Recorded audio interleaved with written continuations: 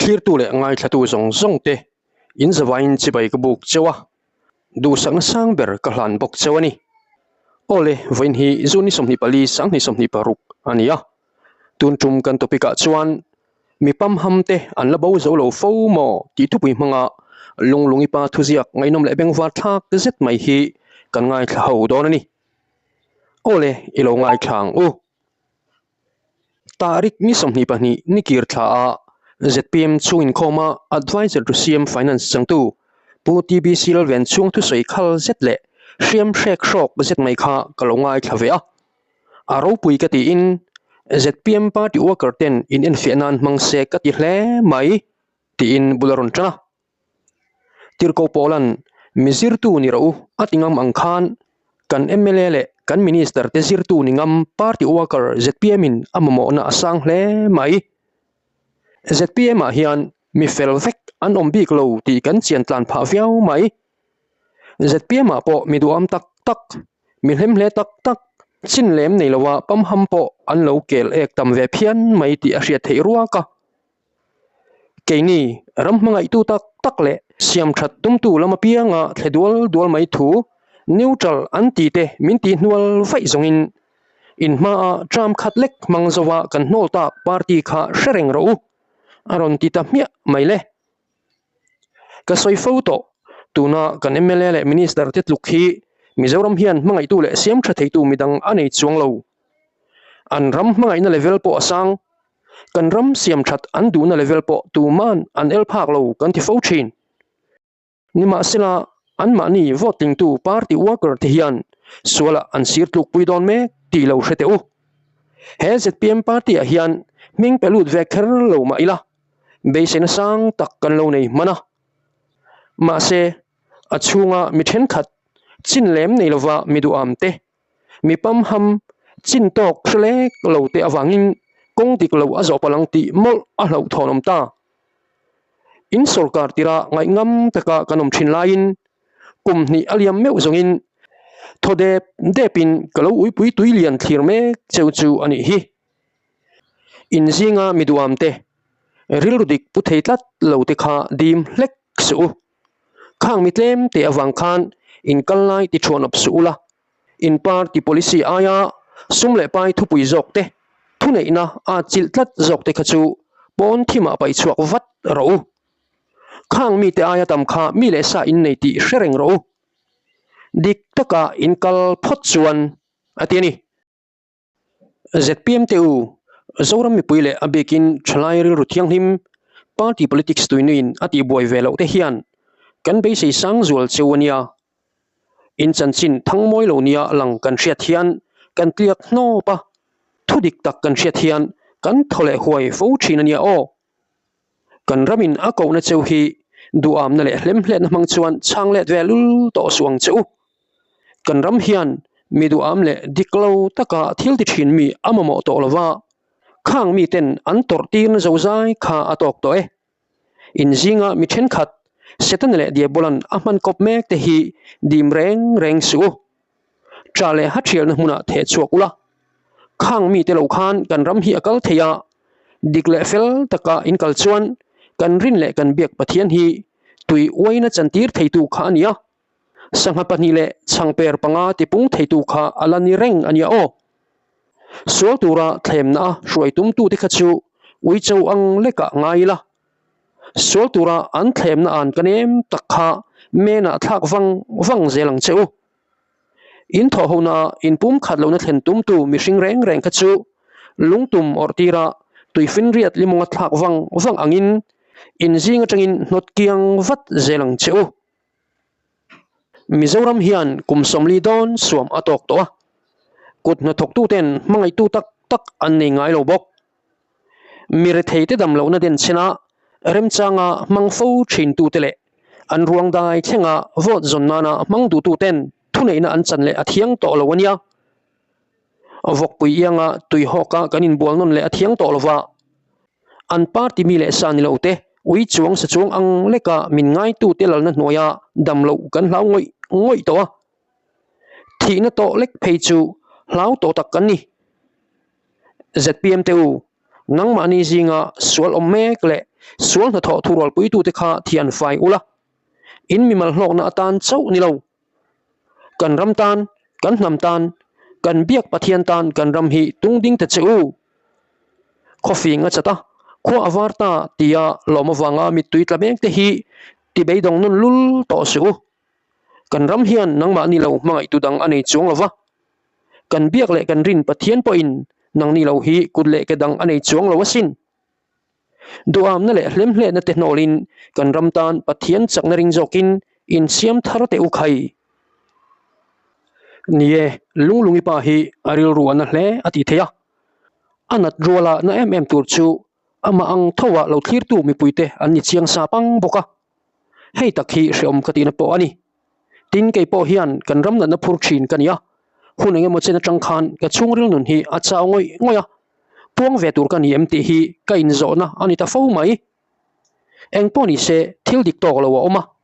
chu chu mi then khat mu thei renga om ten zpm in kar boruak ti chiat tum an oma hemi phena hian mi pam ham le du am tak tak anom bok in lom lu hi a that rolin kangai dana chuan lom lu ti vel ram hlui zel tu khi ban san ri a tha ka ti bok lom lu tang tak hian in than le huna min phat san thawang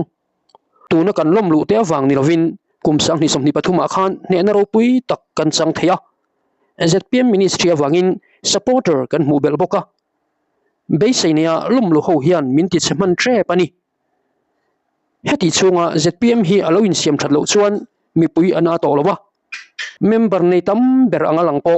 voitam tak antlak thin zia chu kan hre tho ome chu wangin inen fiangam kan ti party hi ainen fiangam lo chuan amwal phowin atu che thei tlatani kan loin fakrei lutuka kan ti sual trepem o ati theibok chu wangin kalphung thar sarkar hian ati chetu nia a hriat chunga action alangam turania chu pa chuan mi nuai kha chuang po chhopui don ma se kan ui tur ani lowa ama awang khan kan tin lo pha hau lowang adik lo zonga mi tangka yemo ma lo la phet ho kha kan chak na tu ni lovin kan chiat na tur an ni e ma la vat ro tin utbc a tong chuak lo hi kalom tak zeta thil dik lo in phum ru treu to hai chu ani tur hi kalom hle bok setanam bum na noya performance thatak nei si in minister le mla te po an lo om man ni in alanga ma se utbc mangin pathian mangai na zpm in dong thar le ta heti chunga in siam thadu lo chuan sum eng anga tampo in than le huna seng sila politics than mola phomin aum thovin karing in siam thangam sarkar ain recreate le don ta e kan lo thir reng don ani party langkang kan nia psc ro re polik thawa walu pa ne na kan lekha polik thawa executive group ka thuron post la ni se lik zia le ngala chu wang chuan langkang hi tha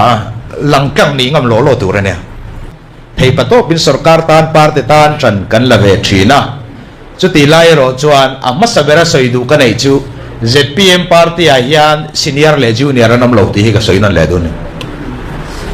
kan chief minister kum som ni som thum lo zui to wanga in ti thei te tan mun om lo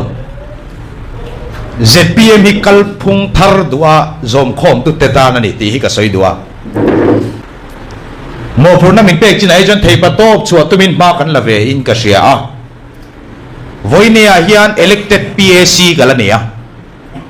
ti tak taka chuan he zpm interim period zo hen ke ai senior pakhat manum lo PAC a po hian senior junior te kan soi thina te tu te nge kan ni ti ngai to chiang ula ka duwa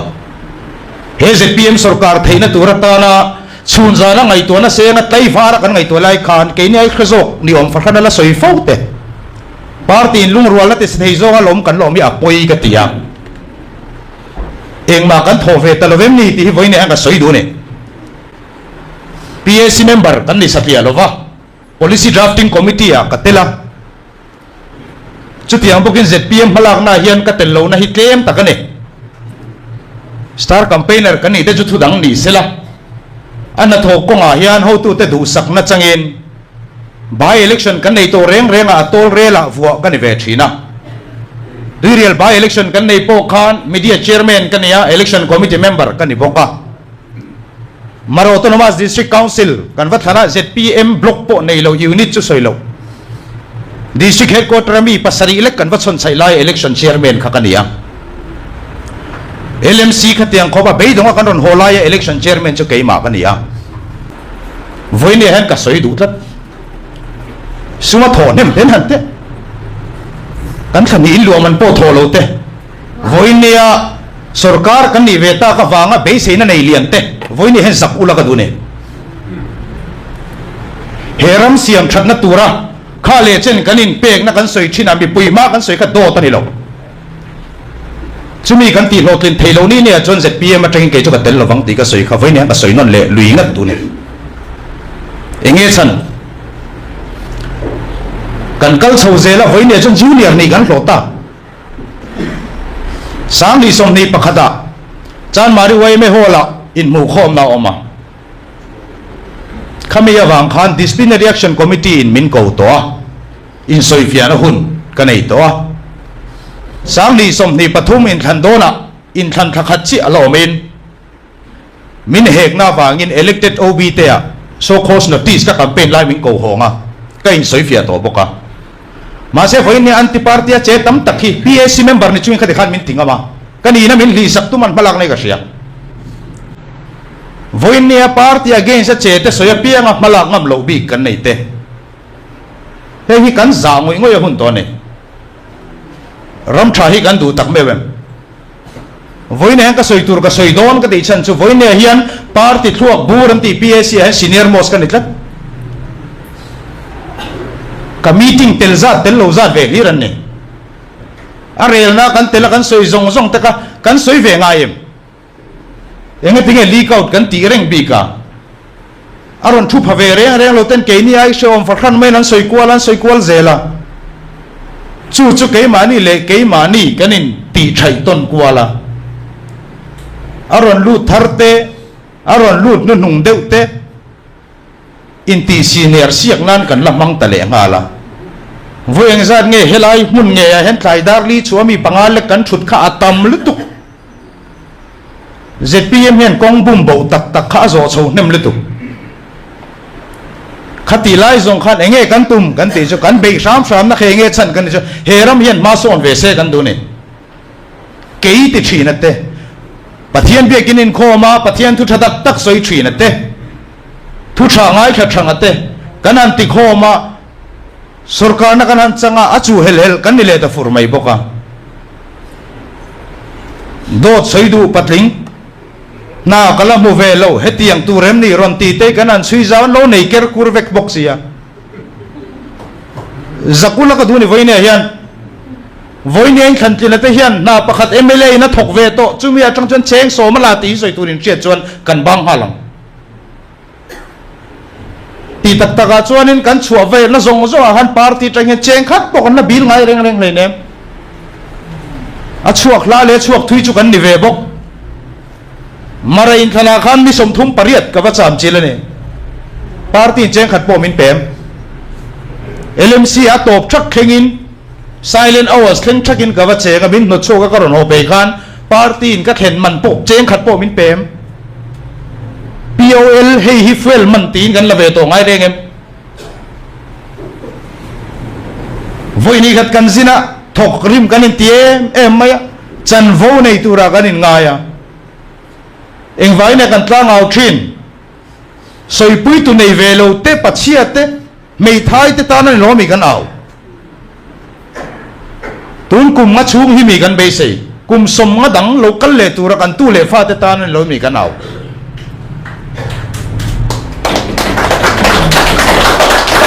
in tuai thar kan mamo MLA te kan in tuai thara tu evangelism ni meron thil fia kan mamo lo